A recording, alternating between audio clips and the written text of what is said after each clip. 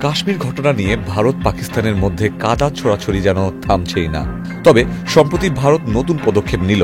এবার তাদের আকাশপথ বন্ধ করে দিল পাকিস্তানের জন্য। এই সিদ্ধান্তে পাকিস্তান যে অর্থনৈতিকভাবে আরও কোণঠাসা হয়ে যাবে তা অনেকটাই অনুমেয়।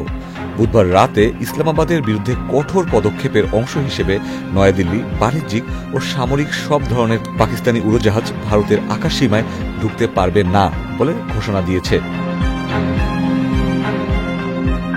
ভারত সরকার এক কড়া বার্তা দিয়েছে পাকিস্তানকে। নোটাম জারি করে ভারত জানিয়েছে এখন থেকে পাকিস্তানে নিবন্ধিত, সেখান থেকে পরিচালিত কিংবা পাকিস্তানের ভাড়া বা ইজারা নেওয়া কোনো বাণিজ্যিক বা সামরিক উড়োজাহাজ ভারতের আকাশসীমায় প্রবেশ করতে পারবে না।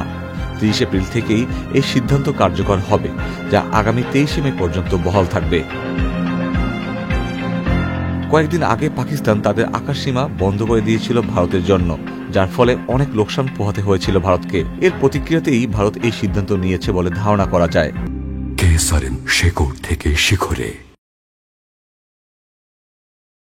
ধারণা করা হচ্ছে ভারতের এই সিদ্ধান্তের ফলে মালয়েশিয়া, থাইল্যান্ডের মতো দক্ষিণ পূর্ব এশিয়া এবং ওশেনিয়ার দেশগুলোতে যেতে পাকিস্তানের উড়োজাহাজের অনেকটা বেশি পথ পাড়ি দিতে হবে।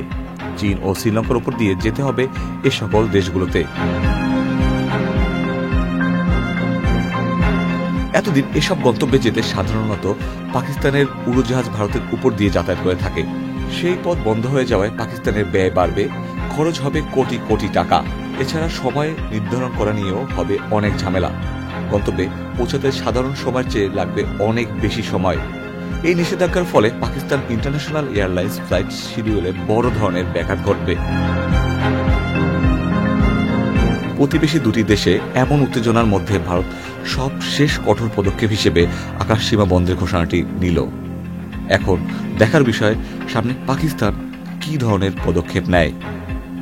Ikhtiyar Ferdous, channel I.